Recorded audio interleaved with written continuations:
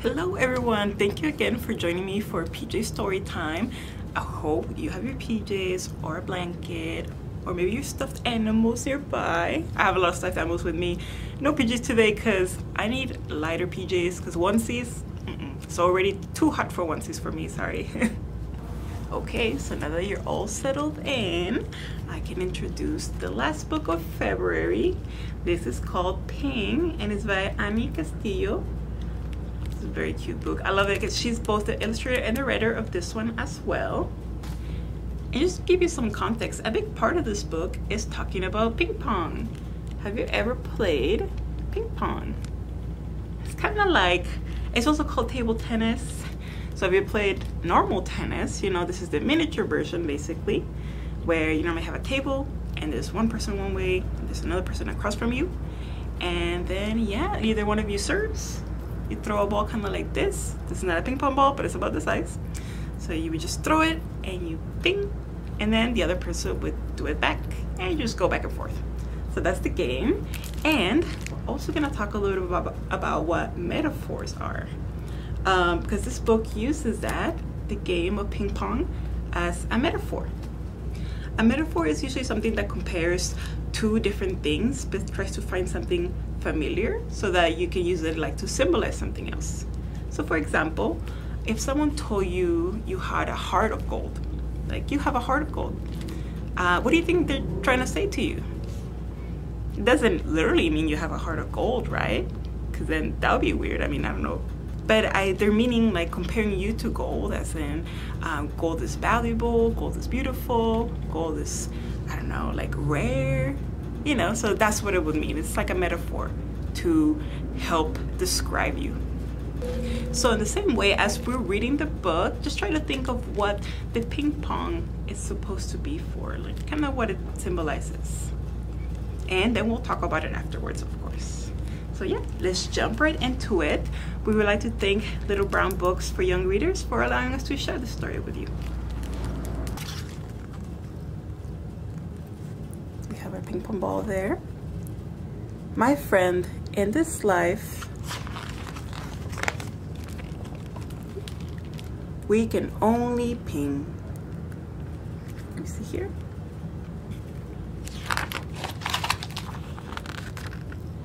The pong belongs to the other.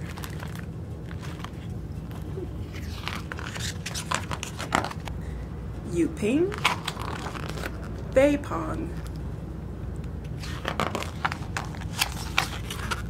You ping,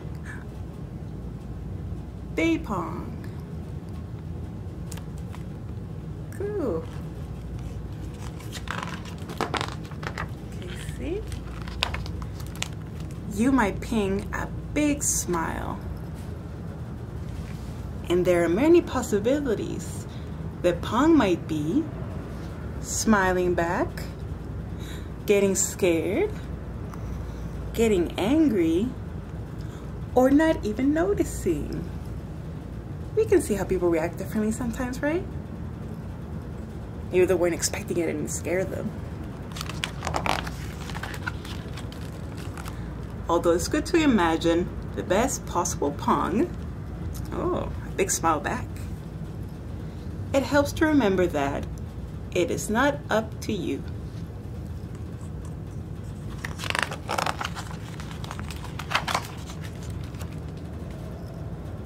You can ping with your voice, with your fingers, with your brush. You can ping through a poem, a small gesture, or a big one. I'm on my way. Huh, maybe they're going to see their friend or something. Very big gesture. You can ping by expressing feelings that just need to burst out. I love you with a passion. Oh, how cute.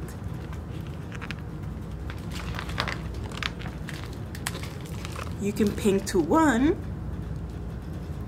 to a few, to everyone, to life. You can ping by bringing your mind, heart, and dreams into the real world.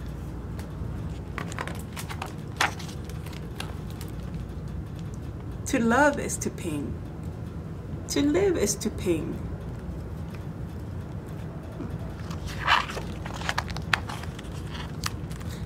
So now that you know, ping freely, generously, curiously, ping passionately, tirelessly, bravely, and wisely. Ping even if you're scared. Ping adventurously, hopefully, joyfully. Ping persistently, kindly, mindfully. Ping far and wide. Ping with all the love you got. There's many ways to reach people now, right? You have the internet and stuff.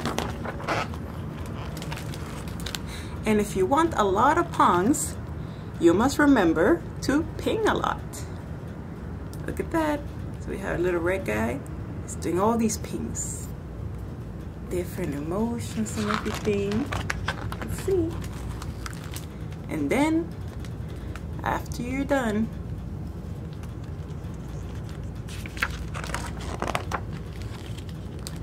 breathe deeply. And with an open heart, you might be ready to receive the pong.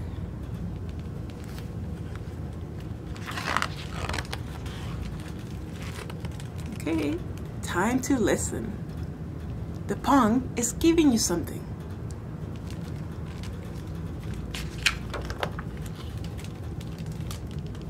Is it something to learn? Something to think about? Something to be thankful for? Is it something to challenge you? Something to keep? Or something to let go?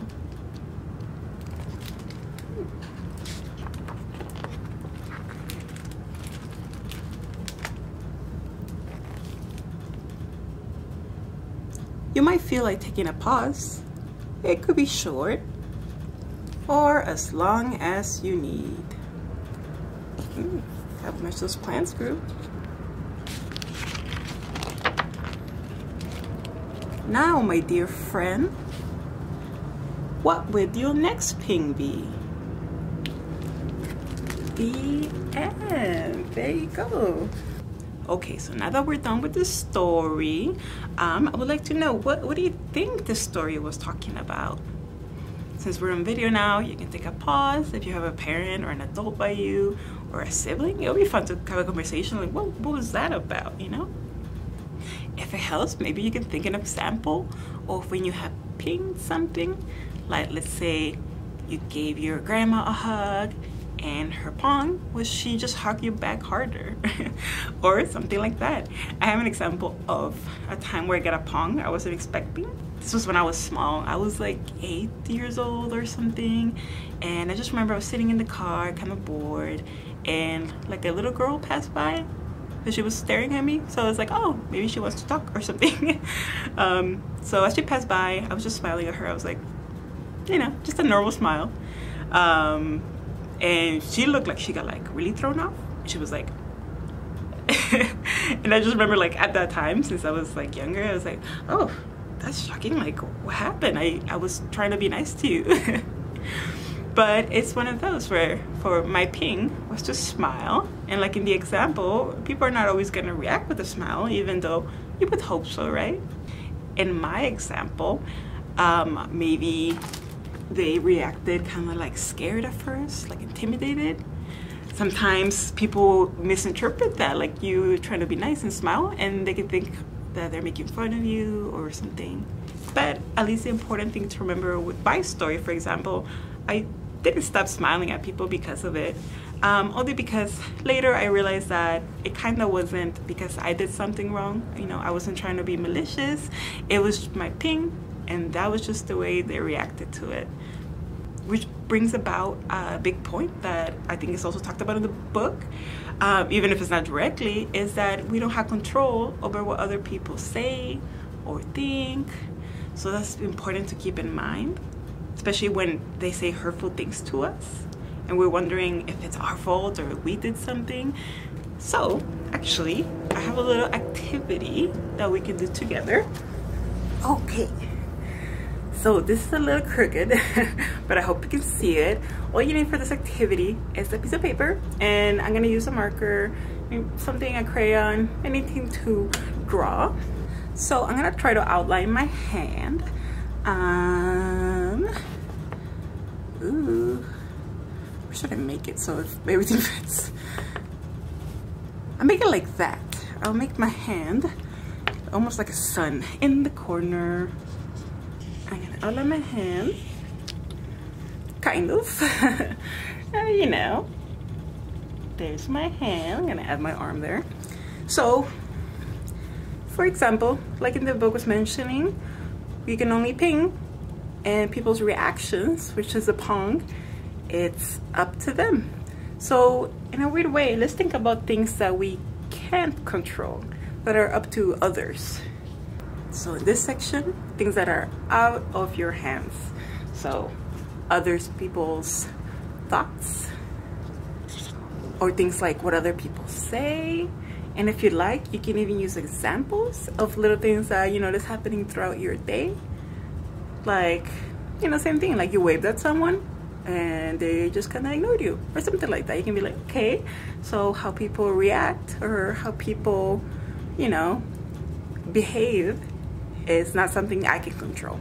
So let's put that there actually. So besides this, for example, you can even add the weather. The weather's not something we control either. I'm gonna add that. I'm gonna put weather. We do not have superpowers, unfortunately. And just to add one more, let's say the past. The past, because it already happened. So let's say we can't control the past. But now in your hand, you want to think about things you can control. And I'm gonna put it very in general terms, like in here, what I'm just saying, that's behaviors. But if you can think of like me smiling or being kind or, you know, trying my best. So in the hand, I'm gonna do things that I am in control. My words, my actions, or behaviors. So just another example, I also added, of course, my response, or like how we handle our emotions, although that's very close to my actions, right? And I also added boundaries, for example, because you have a control of saying like, okay, I don't like hugs, for example. So that's under your control. You can say, set your own boundaries, like, I don't like that, just want to let you know, you know? So we do have our things that we can control. We can also add, we are saying like my words and my actions, but that doesn't just go for other people. You can also say the words I used to speak to myself, you know, like how I choose to treat myself. We can also have more control of that. So that's something you can, you know, when you feel like the outside world is maybe like, oh, well, they're, you know, they're making me feel horrible, like insulted, you know, but I don't have control what other people think. But you do have control of your words, how you respond to that, and, you know, being able to defend yourself and pick yourself up. Just know your worth, basically. Yeah, so before we finish, do want to do some stretches. I think we just want to do, I really want to do the box stretch. I believe we've done this one where you raise one arm, whichever one, but I'm doing this one. And then you just let it drop at your elbow, basically. And just behind you, your other arm, just grab your elbow and give it like a very light pull. You don't want to hurt yourself or anything, but you don't want to feel kind of like this part stretching. So I'm just gonna do that for a few seconds. I'm gonna switch it to the other one. That one there. The same thing. It's supposed to look like a box, right? Yeah, that works. Okay, and just stretch it for a few seconds. I like to breathe while I'm in this pose too. Yep. and then you go and just stretch them out. I like doing the thing where we meet kind of like on the top here.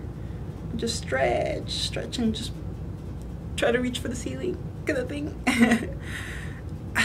And yeah, there you go. That's a quick little stretch for tonight. I hope that helps you. At least I actually feel a lot better now after that. Okay, everyone, I will see you next month. In March, we will be doing a story time and a craft kit for Women's History Month, so stay tuned for that, and we'll see you then. I hope you have a good night.